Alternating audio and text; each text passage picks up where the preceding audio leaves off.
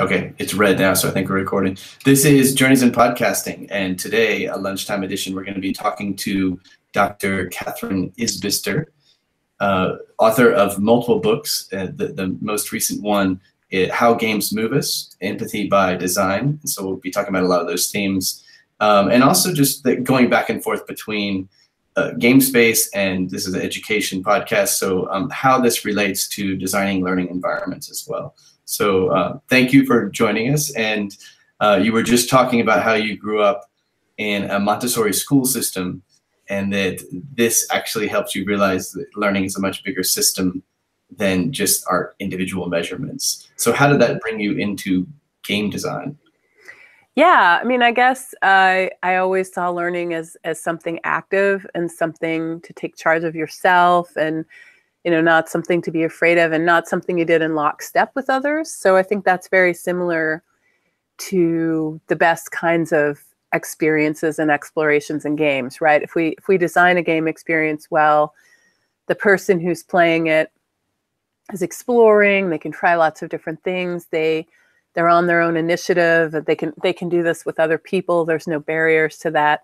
And even collaborative games often have different roles people can play, right, that play to their strengths. So, part of the art of it is knowing yourself and coordinating and collaborating.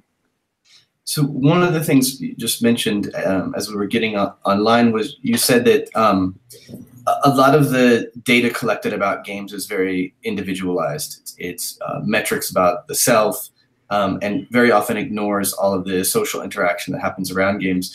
And you said that you're currently working on a LARPer design, LARPers who would, come dressed in character and actively role play, and it's all about all these social interactions that happen. Why do you see that as an evolution of where games should go, or where we should explore? Well, I mean, I think if you go back in history, games have always been primarily social, right? I mean, we've had this moment, we've always had solitary games, but a lot of the play experience is about engaging with other people, right? So right now we're thinking about the future of technology, and in particular wearable technology, and trying to pull the design thinking out of these individual devices for tracking one's own data and bringing them into augmenting people's collaborative and collective experiences. And live action role players combine being together in person with using tech to heighten their gaming experience. So we've been studying what they do and then building wearables to strategically augment what they're doing. And in my lab, we see this as a way to shift the direction of the tech more generally to think about these variables. Things like in a LARP, you are keeping track of your health, your mental stamina. And normally the players have to kind of keep it in their heads and go out of character to share that with one another.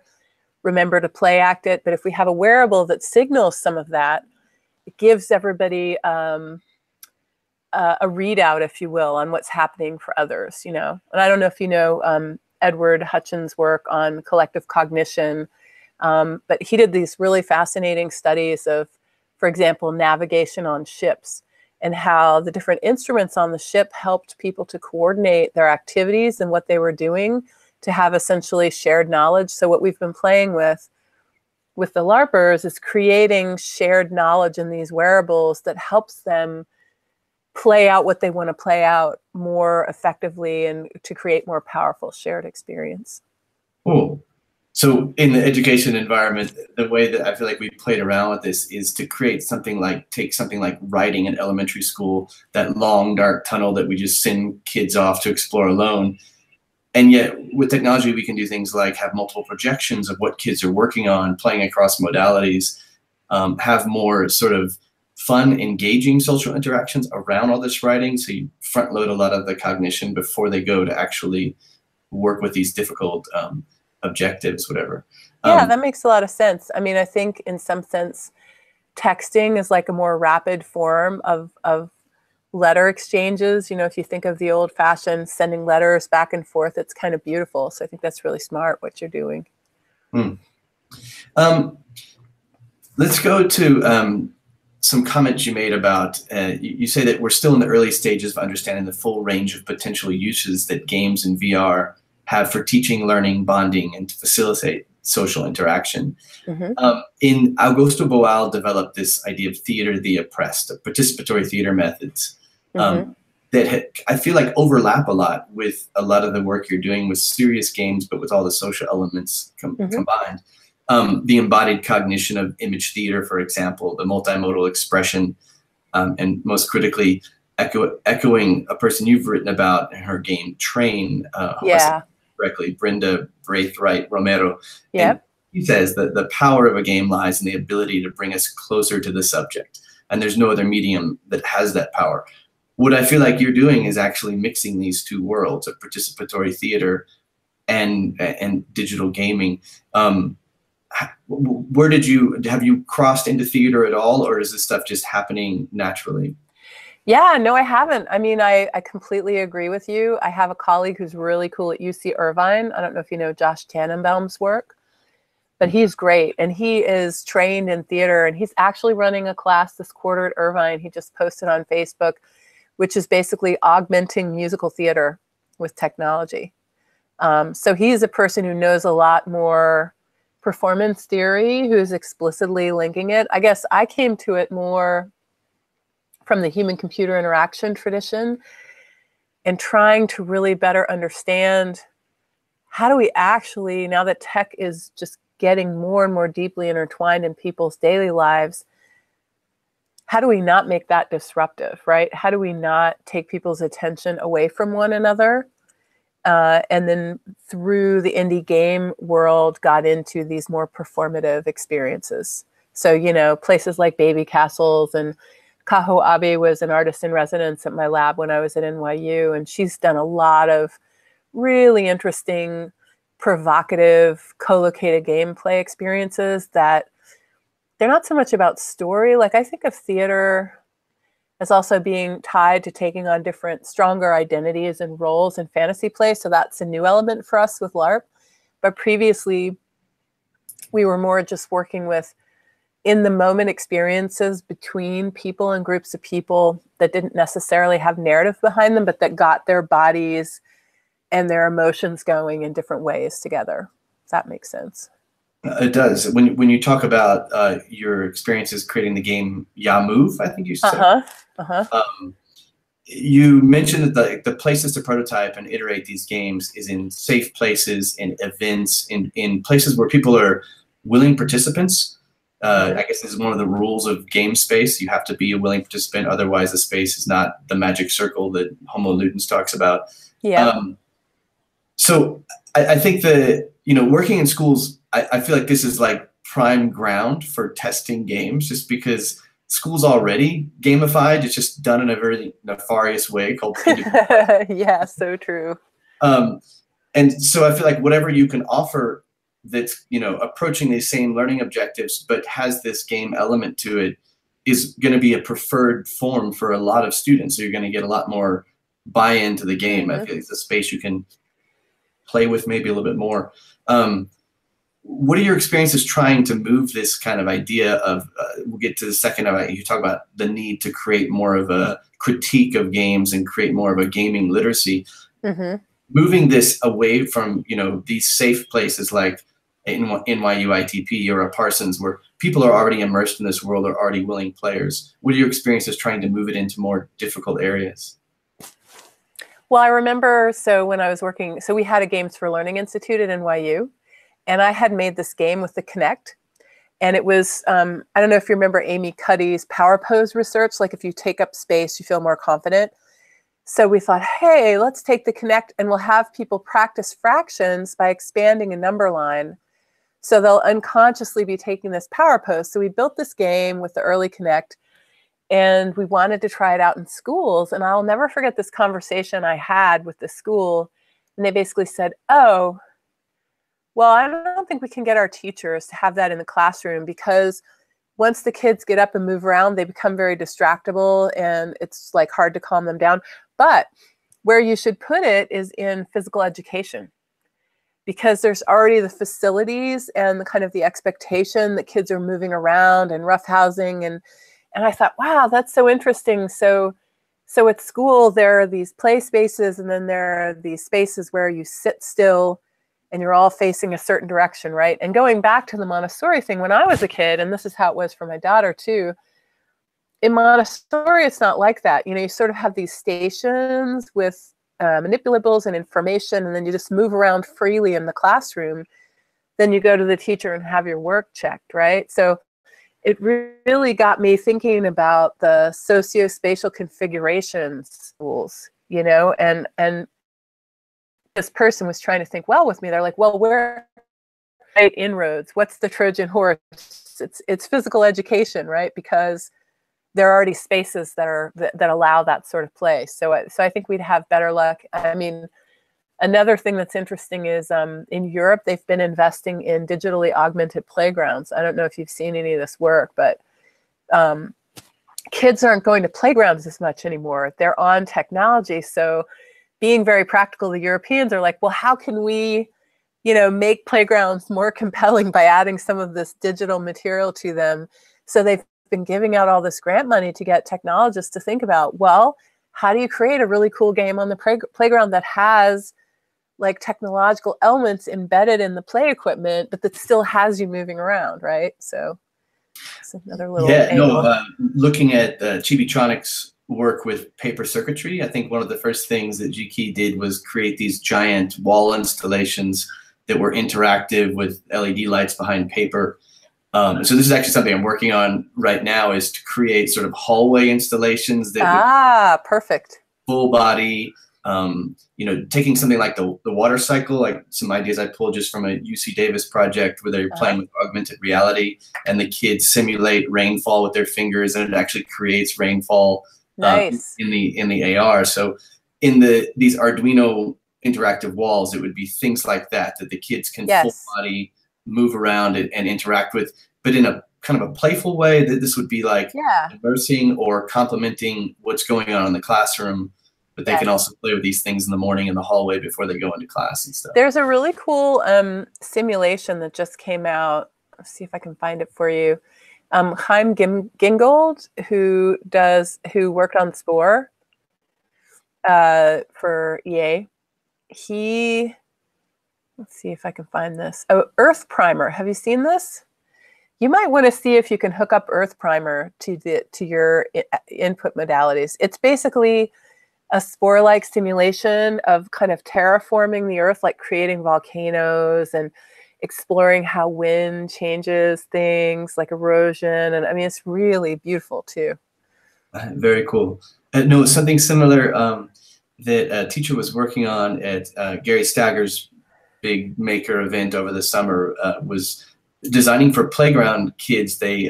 She created an installation where kids have to blow through tubes, create different weather elements, and inside. Oh, that sounds great. So they got to have all this, like, there were digital sensors on the installation that would react with them, but they still have to do all this full body movement. Yep. Very cool. I feel like you need to put out a digest for educators. Just it would be great. I wish we had better collected resources around this stuff. It's definitely something to think about. Yeah, I definitely find a lot on Twitter and just from different networks, but it seems like something that would be really cool is sort of like the Digital Gamer's Guide for educators, you know, K through 12, how to use different kind of resources. On this same theme, one of the things you talk about is this idea of how games can create emotion, and particularly when you have movement involved in the games, creating this emotional feedback. In Yamove, your interactions began with the device that was handheld in the beginning, and then I think it moved to the wrist to become more of a look-up scenario as opposed to faces buried in screens checking the status of their games. I've witnessed some very similar effects of proxemics when we brought iPads into the classroom for the first time, how the social interactions around the technology instantly changed. And in the case of a digital game, a mobile game, Ingress, I don't know if you're familiar with. Oh yeah, I remember Ingress. Absolutely. You've got people running all over the city, which is great, but they have to be staring down at their screens to play all the time. Yes. The ideal world would be where you can have something like glass or some kind of look-up technology, so you're actually interacting with people. something I wanted to ask you about your documentation, your research. How do you extract data from these kind of scenarios where there are so many social variables, there's so many soft skills, or the 21st century learning skills we talk about? How do you communicate that professionally, that these things are happening? Well, it's a long road for all of us. Do you know Sandy Pentland's work at all at MIT Media Lab? So he did this thing, he calls them sociometric badges, and they basically can pick up proximity and nonverbal cues from people's speech. And he's been exploring measuring these kinds of social variables, right? For us, we do a lot of video coding and analysis. We do a lot of creative sort of validation strategies. Like one project, the Hotaru game that we built, we actually used Mechanical Turk, and we basically, to show that people felt closer after playing the game, we took a snapshot of the two of them before and a snapshot after, and then we had Turkers evaluate how well the people seemed to know each other. And we saw a statistically significant difference in the post versus pre snapshot. So like you look at the one after, and then they get rated as these people seem closer than the people before. So, I mean, the short answer is that in some sense, we can't value these things in our data-driven society until we can measure them. And so part of doing this research is getting creative about how do you measure these variables? How can you tell if people feel closer? How can you measure social atmosphere, right? And how do you link that to other outcomes? And I think that is a driving question for my work. Yeah, in the classroom scenario, I've used just a lot of video documentation in hopes that these things would just naturally communicate certain things. But however, I don't know if anywhere is more data-driven than the K-12 environment, where you know, it all gets kind of distilled into these grades, basically. And so it's sort of like you have to work from your belief system that you know that there are much larger things happening. And while there's talk about these things, the criteria of accountability is increasingly, for administrators on down to teacher and student, is about these other metrics. So finding ways to kind of skew that measurement or use more portfolio assessment, more documentation. I was, we'll get to it in a second, but you had a way of measuring the psychological emotional impacts of experiences in one of your studies. And that seemed very interesting to me, that there is such a thing as like a way to create metrics for these emotional factors. No, absolutely. Yeah, there are ways to measure emotion, but will they always work in group settings and with children? I mean, those are the challenges, I suppose. Something you said, we need to interrogate games. So along lines of gaming literacy, to formulate this idea of gaming literacy, asserting not only that we take games for granted, but that a language of gaming literacy and criticism is valuable and necessary. I wonder, like, in something in the way of talking about it, you know, and I don't mean saying like augmented reality, massive multiplayer location-based exergame. But the way of being explicit about these real learning outcomes that happen in these spaces, as I believe you're doing in documenting all this social, emotional, the impact that games offer. What is the major obstacle to communicating this? Where do you find it most difficult to show, express, be explicit about what you know is happening in these spaces? Well, I mean, I think one thing that's been perennially challenging for games is because they're interactive, each person who comes to them has a slightly different experience. So when you're thinking of, you know, educational technology research, usually there's a real emphasis on very rigorous study design, you know, having everyone exposed to the exact same thing. And so that's something that my students have run into again and again. It's like, oh, it's an interactive experience, slightly different things happening each time. How do we really know what it was that caused the response, right? So I think that it pulls on the questions you were asking before about how you have this impulse to metricize people's experiences, but these social emotional variables are very, very difficult to isolate in that way, right? and truly even learning is. We don't, it's hard to pinpoint exactly when that kid learned this or that, right? So, I mean, in my lab, we talk a lot about research through design, and we also talk about how these sorts of things are wicked problems, that if you try to parameterize it and study each little bit of it, you just end up chasing your own tail because technology keeps changing, the situations keep changing. So instead, you have to keep iterating design solutions. You have to keep being creative about your measures, and you're sort of bootstrapping and scaffolding a notion of impact. And, that's somewhat uncomfortable, of course, for, administrators or policymakers to hear. But at a certain level, they also understand that.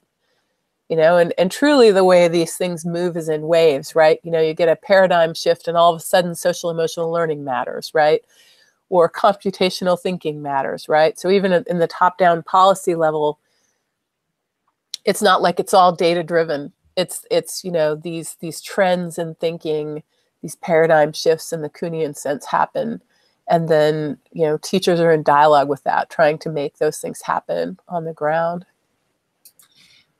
I noticed in your researching game designers' responses to interviews, you mentioned something called a GroundUp process of extracting data from those interviews. Yes.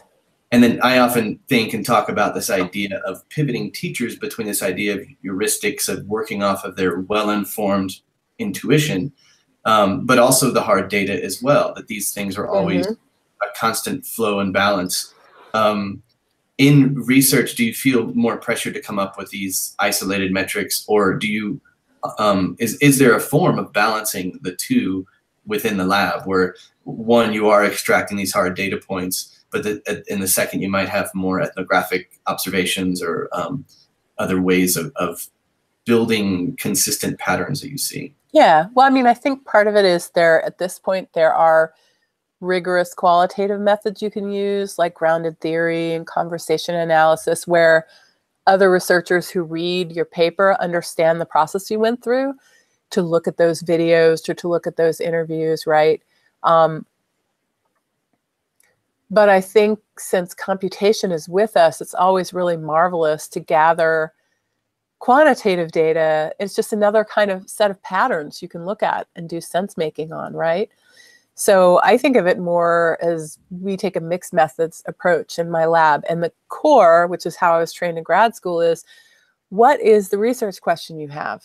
And what is the best way to answer it, right? Is it through research through design? Is it through doing a controlled study with data collection? Is it through going and doing an extensive longitudinal field test where you have a lot of external validity and it might be a little messy, but you're finding a lot more out? And I think each project and different phases of different projects have different needs, right?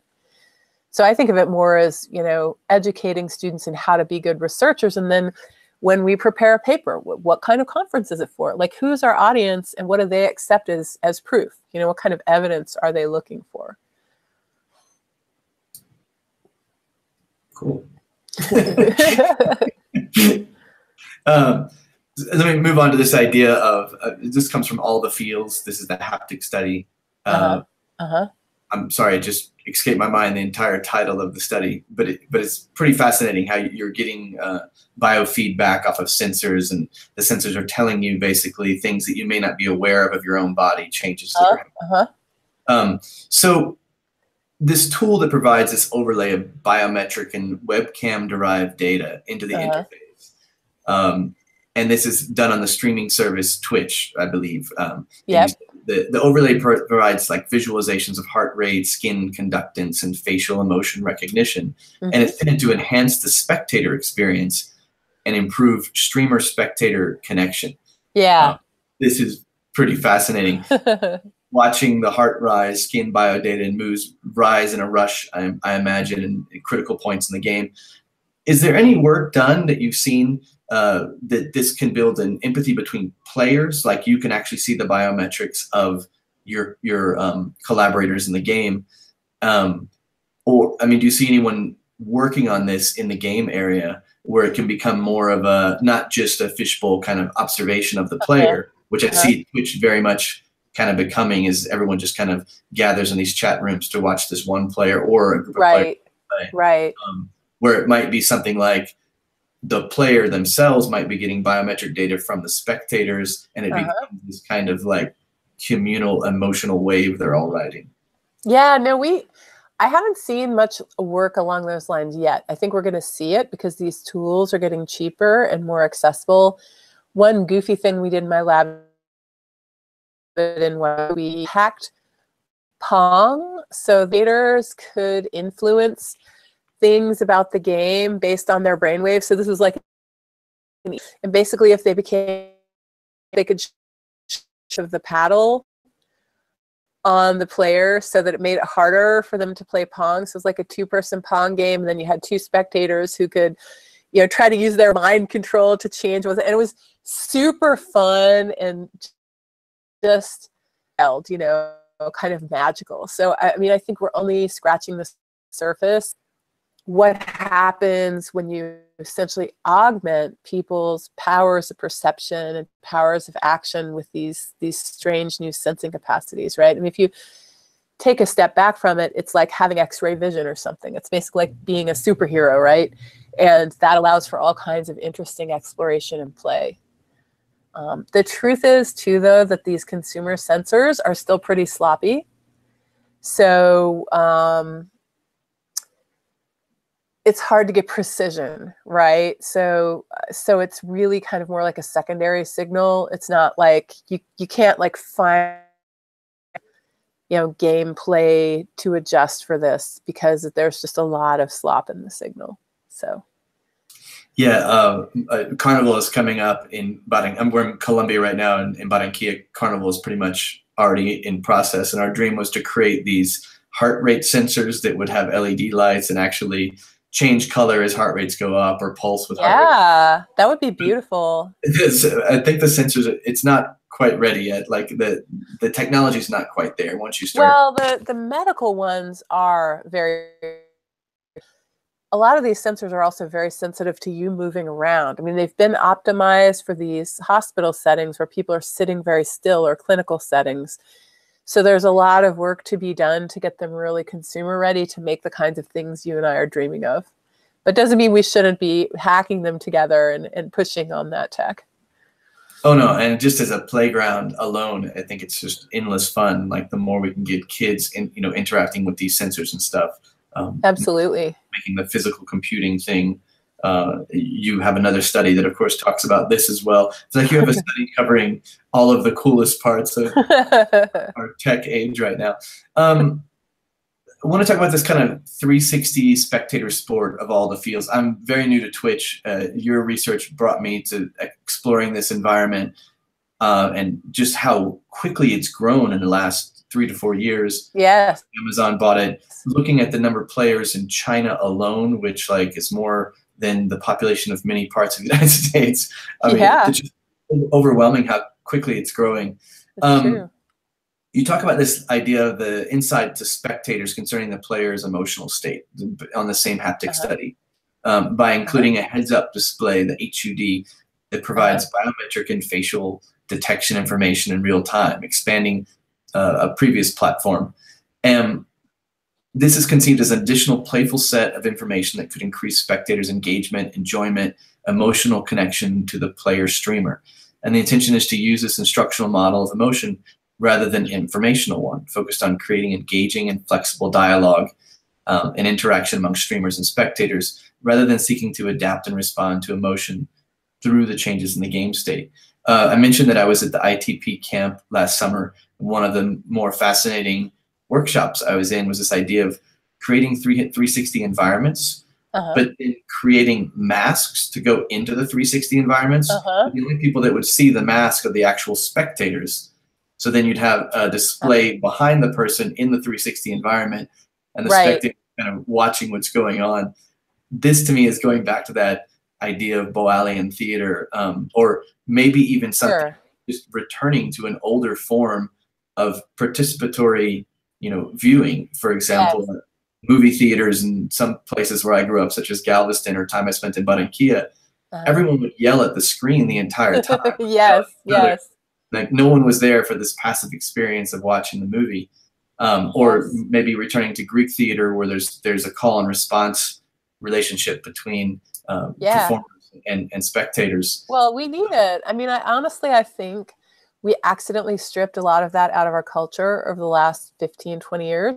Like we fell into our screens and we fell away from lovely, participatory, deeply communal, physical, co-located experience. I think we're primates. We need it. And so I think we're seeing a pendulum to bringing that back into our lives, right? And I think it's really necessary.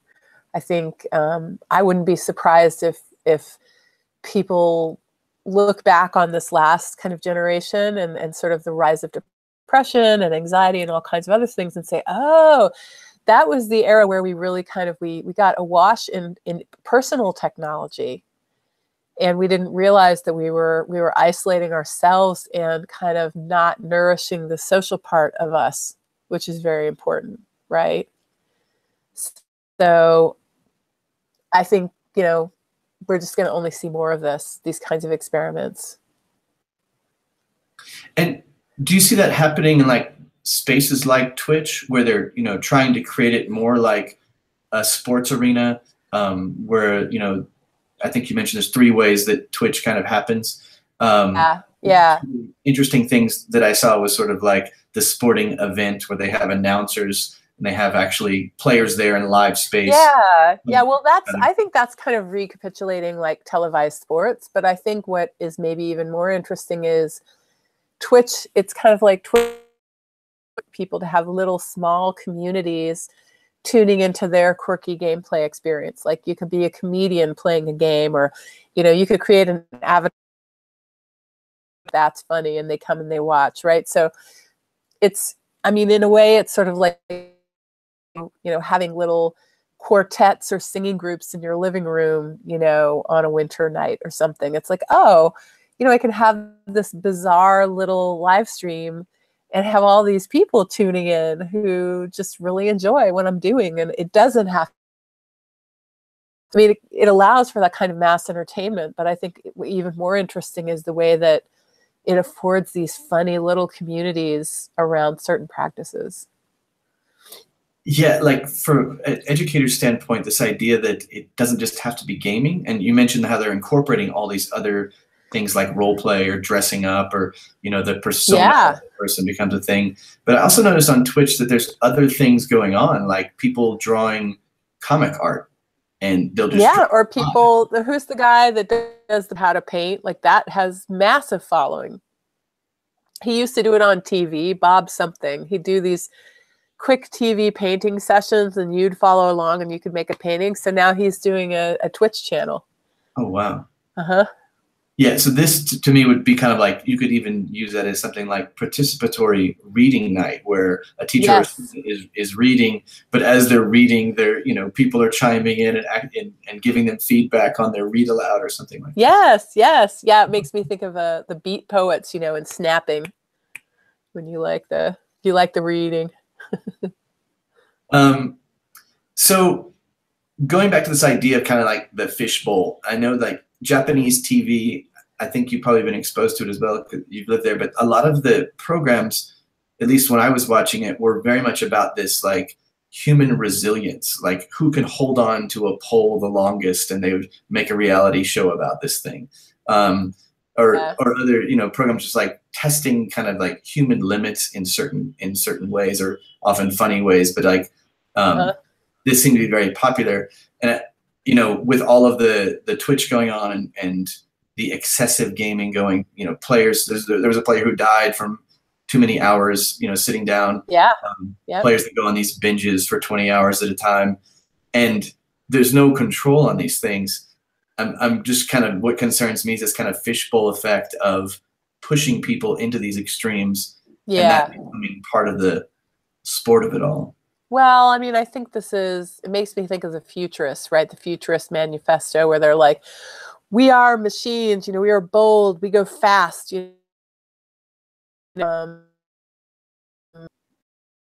our technology develops we can create scale that is not healthy for our bodies, right? Like we can cyborg ourselves into killing ourselves, you know? And I think it's true of email. I mean, think of how many emails you get, right? It's sort of like, as a culture, we're accelerating ourselves and we're pushing ourselves in these very strange ways. So, I mean, I definitely think it also reminds me of, you know, dance marathons in the 50s, right? Where people would like dance in the last couple standing. Like, I feel like on the one hand, like young humans always do this. Like, in us in ways that can be very detrimental, right? So it's like Icarus's wings, you know, he put the wings on, he flies too high to the sun, and then the wax melts and he falls, right? So I feel like I don't understand why we don't have wise practice around technology use in education. I sort of feel like, you know, I guess now we have these sort of media literacy classes or social media training for tweens, you know, like about bullying and that sort of thing. But I feel like at a deeper level, we need to have better understanding of what's wise use, you know, of media, of technology. You know, how do you know when it's too much? You know, how do you balance these things? Well, two things that you write about. One is the emotional feedback you get from these game spaces, and two is the importance of all of this social interaction. And for me, I see it in ed tech, especially this gross misunderstanding of the tool itself that we put, and I think in video game design are also guilty of this. We put so much emphasis in the digital tool, and we forget to ignore that, like, it's not the tool, it's the affordances of the tool. Yeah. This us to make our social environments of the classroom that much more productive or intense. Absolutely. Take something like, let's say you have a reading circle and students are going to come to the reading circle to discuss the chapter. There's so many things we can do with tech to enhance that experience before the students ever get there, to front load the conversations, to get different modalities working, to have students iterate monologues that could be dramatic parts of that experience. These are all very physical experiences that existed way before the tech, but I think it's understanding that these tools create these affordances to create the better LARP experience or the better social engagement.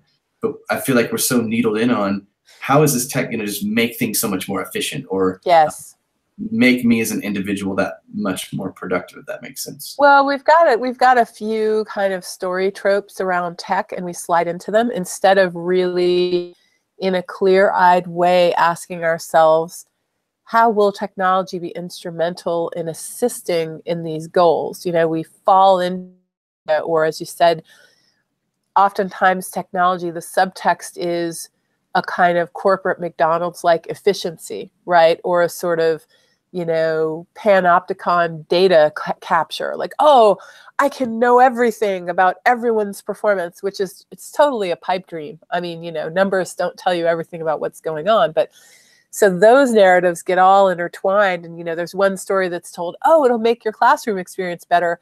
But then there's another story being told to someone else about, oh, this will help us identify strong and poor performing teachers and students better, which is different than making the classroom better. So I think that it gets into, sometimes it's just as simple as who has the purchasing power over the technology, and do they have the sense or not to ground its development really deeply in the use context, right?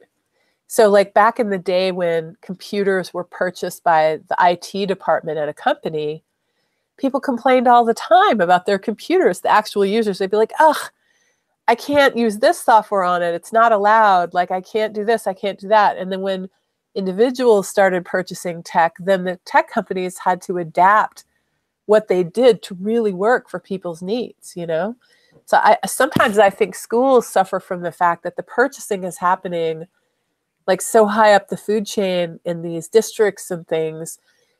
It's really hard to get, and then I see entrepreneurs, like I have a student I taught at Stanford way back, and he's now got this startup with this math touchpad game. It's just charming and wonderful. And he's spent so much time just trying to get it into the sales channels for the ways that districts purchase materials, you know? Yes, I do, because I've been, I've been in meetings making these decisions, so I know exactly what you're talking about, and trying to communicate this idea of, well, I guess one of our biggest struggles began with something as simple as Google Docs. Like, we want to use Google Docs in the classes quite a few years ago. Yeah. And so much backlash to bringing in any of these Google products, but no one could see the importance of having all of this synchronous, asynchronous play on these documents going between students. So to me, it all kind of boiled down to belief systems about pedagogy, which I feel like is the beauty of a lot of the tech pieces coming into the education environment, is that it opens up all of these discussions. Once you throw a tool into a new environment, then you have to look at, I use activity theory. I don't know if you're familiar with this, but you know, it looks at kind of culture, at cooperative use of the tech, of the audience the tech's going to be used for. Yes. I feel like it gave us a more robust way of thinking about like what this does to a learning environment, and opens up conversations just about pedagogy that don't normally happen on certain channels within schools. Yeah, absolutely. Changing to another study, I want to get as much out of you as we can.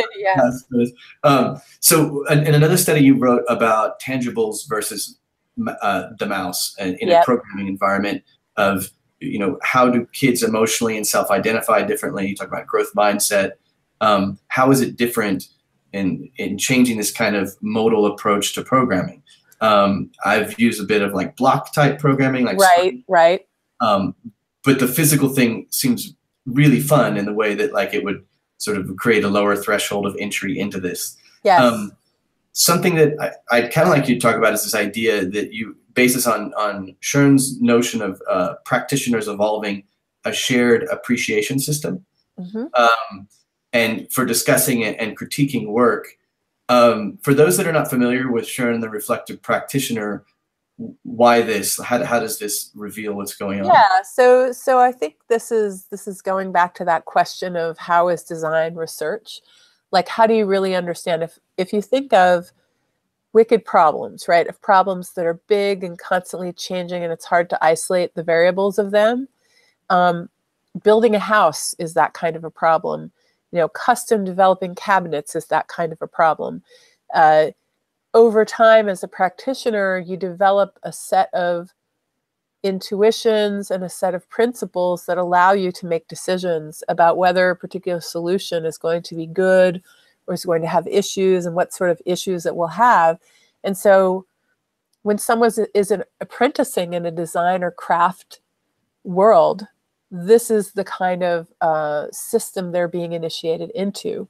The idea is when you finish your training, when you've apprenticed, when you've built practice things and had people look at them and critique them, you've internalized a good chunk of those criteria. Often they're mixed between your hands, and they're kind of implicit, and verbalization and explicitness, right? So they sit kind of in this middle ground, you know, and it's really different from a scientist or an engineer's attempt to sort of parameterize and completely routinize decisions, to have rules of thumb that you're simply executing on, right? I mean, you can try to push the practice in that direction, but Schoen's point is you can never get all the way there. So what's going on, it'll sound unorthodox, but in a way it's sort of like Buddhist traditions have this idea of Dharma transmission. Like you can't become a Buddhist monk by reading books. You have to study with another person who interrogates you, and over time comes to see that you've got this practice in you. You understand, and you can, when you're interrogated, you can think about things and act toward things in a way that reflects this body of knowledge. So I think Schoen was really trying to put his finger on that. And in terms of thinking about games for learning, it's really important, because what was going on for a long time in the games for learning space is educators were trying to apply techniques from traditional pedagogical forms to games, like loading them with content, trying to give tests, you know, trying to use things that work perfectly well on paper that didn't really translate well to gaming. Whereas game designers had built up this really extensive body of knowledge through practice, where they really understood how games could educate players. They just weren't making it explicit and sharing it in a way that learning scientists and educators could understand. So there's this real gap between these two environments. I think it's starting to close, but I think it continues to be a problem because partly because games are just as much about the process training, the process of learning, as they are about mastering content. And I think traditionally schools focus for measurement on the mastering of content, on kind of that end result, but sometimes to the detriment of process, right? If you train someone to study for the test and then forget, right? So I think in some sense, game designers have strength as educators around learning process and around like making learning fun, but they don't really spend much time on whether a person learns a particular skill or a particular set of content, right? Which has been more of the focus in the classroom setting. No, completely agree. And, even this disconnect between some of the older games like Math Blasters, which gets cited a lot. So Math Blasters is like just flashcard drilling of, multiplication tables. Yes. But has all these like fun game elements that had nothing to do with, adding numbers. It just exactly was like blowing things up and stuff. So kind of bridging those two worlds where the mechanic of the game, I'm thinking of a great example that we implemented in the class of the game Never Alone. I'm not sure if you're familiar with so it was actually made by an indigenous Inuit community. They invited game designers in, and they actually had clips of the elders speaking who would unlock knowledge as you progress through the game that are going to be applicable to your next movements in the game. It's oh wow, that sounds great. Mechanics are kind of simple.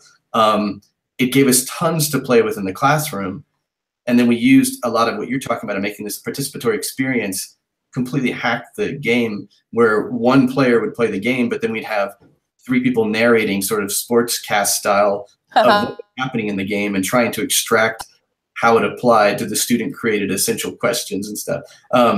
So like, just a lot of it comes into how to appropriate these things in the classroom, how to create that social experience that may not be implicit in the game itself. That's right. Wow, no, I love the Buddhist reference, and I have not read Shern's work, but that is, I mean, you've like made my reading list about a year's long worth of reading after this. Amazing. So I want to jump down and talk about this idea that you've kind of discussed a little bit, but I want to see if we can meet out a little bit more, this idea of the bottom-up grounded research. So a lot of the things I feel like one of the things you brought me into was this idea of grounded cognition, Barcelau's work of pulling from all these different disciplines to create this idea that our memory is actually based on these simulations we create, so that when you see someone performing a physical action, you're actually recreating that in your head, what it would be like for you to perform that. I'm not sure if that makes sense, but that's where you sent me in the readings. I kind of went full circle from Barcelau to the Stanford Encyclopedia of Philosophy to hunt down a lot of these concepts you're writing about. But anyway, back to this idea of bottom-up grounded research. You say that rather than ask expert designers to document their knowledge themselves, we interviewed them to collect insight about games and learning. And sorry, I've shifted research articles now. I'm talking about the one where you interview game designers and then construct from there. How does this idea of bottom-up grounded approach work in the case of like interviewing and trying to create patterns of the way they talk about game design? In the world of podcasting, this would be incredibly useful as I go from, within one topic, as I interview different people to try to glean commonalities in the way they talk about work. How does that work? Like, how do you create those kind of patterns? Does that make sense? Yeah. I mean, I think that one of the key things is to try to tether what they're saying back to specific examples of their craft. So, knowing has worked on and encouraging them to share specifically about the things they've made. People we interviewed for that piece, a tutorial designer from games for a long time. and just had really interesting things to say about the nuances of game tutorial design. And the thing that's nice to people is they have a lot of tacit knowledge that they haven't been able to share with anyone, because often, you know, if they're not in a culture of writing papers, they've got this deep expertise in a particular kind of making. It's sort of like asking your uncle how to use the wood turning machine, and then like an hour later, you've got just this more than you could ever want to know about the, well, and if you want to get this, you have to do this. And so I think I would just say getting people out of the land of abstraction and getting them into discussing this, unlock that gets surfaced and shared. You know, it's just something about, mostly I think it's something about academia. I think within the game industry, people do apprentice and mentor one another, but there's so much movement between companies and there's so much turnover that a lot of that knowledge is lost, you know? So it's ephemeral. So I think one thing we can do as academics is to try to reach into those pockets of practice and like try to, you know, weave those stories into something that's a little bit more enduring so that it doesn't get lost. You know, when that person retires or goes works for some other division, sudden all that knowledge about, well, what is a tutorial and why do you do it? You know, it just has to get reinvented. It's sort of like losing all the Roman manuscripts in the medieval times, right? And then finding them again. Yeah, no, I see, like in game design, perhaps this, you know, mixing all these elements of them tinkering with learning environments, basically. I would say there's definitely a parallel in education, that there's many master teachers I've come across who are doing the most amazing things in their classroom, but they don't know how to talk about it. They don't know how to communicate to other educators. I was one of them. I mean, I moved to a new school about 9 years ago and had tons of experience of doing some pretty crazy multimodal things with percussion and language learning. I had no idea how to talk about anything, and only by going back to school and researching. And I feel like I've spent the last almost 10 years trying to validate all these practices that I have anecdotal evidence for over the years. Yeah, that's a great analogy. I think we need to honor practice more and do more work of translating adept practice into information that can be shared.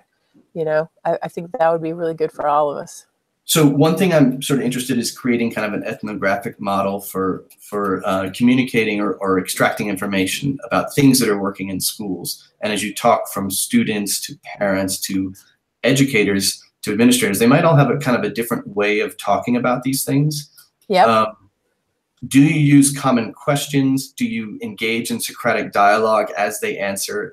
How do you create kind of a cohesive way to document this? Well, so I think environments, because for me it's mostly overarching goal societally, right? By thinking well about technology and media, and then, you know, I have to communicate my work to other researchers through papers. I write op-eds for the general public. You know, I teach students. As a professor, one of the things, not having to convey the worth of the ideas to stay grounded. No one's policing what's going on in my classroom as long as the evaluations are okay. So that is more, how do you get constituent kinds of evidence to around? And, you know, if Shirley Heath's words, you might want to check that book out. She was a prof at Stanford for a long time, and she wrote this book about children, troubled children, and she found in American kids she could kind of trace certain behavior like echo. So it's basically like, get in trouble, make a joke of it. Don't admit to wrongdoing. Don't make eye contact with the teacher. She sort of all that were very functional in slave culture like overseers, right? Like that, like to survive around authority figures, actually do those specific behaviors, and that these learned the white code of behavior in appropriate at home, basically. That kind of really nuanced ethnography of what do different constituents do and what are their would help you to unpack. Like, administrators, it's almost like they're on an initiative because they have to manage so many more about that than you do as a teacher, because that's your stock and trade. That's what you do, orchestrate all of these young developing bodies and minds in order to get some value to happen. But I think from the outside, that seems risky and scary, and there's all these ways that, you know, the parents worried their one kid is going to get lost, worried you won't meet the sort of generic criteria that you're supposed to hit. You know, your process looks messy. Are you really going to get there? So I just think a lot of it is people have different goals, you know, so you can't those goals. You have to just design your local solutions and then try to work on some of these other things, I suppose. I lost about half of what you just said from this end, so I'm hoping it came out in the actual recording, but it sounded beautiful, whatever it was. Well, thank you for the hour. I could honestly, I have questions that would last another 3 hours, but this is too on for a while. And thank you for the incredible materials and reading list. Honestly, like, this has been really eye-opening, and the whole grounded psychology world is something I've been diving into over the last couple of months. So I'm looking forward to more of that. And definitely looking forward to following up on more of your work. I hope you can speak at some education conferences. I think your message is right on for what a lot of progressive educators would like to and need to hear. That's a great idea. Yeah, send me some ideas for play. Glad to do that. Okay, cool. Well, thank you. I hope I run into you again in circles. Definitely, if you're back at the Gigantic Mechanics Come Out and Play event in the summer, that was absolutely amazing. We're going to try to make that next summer as well. Okay. Okay. Thank you. Bye-bye.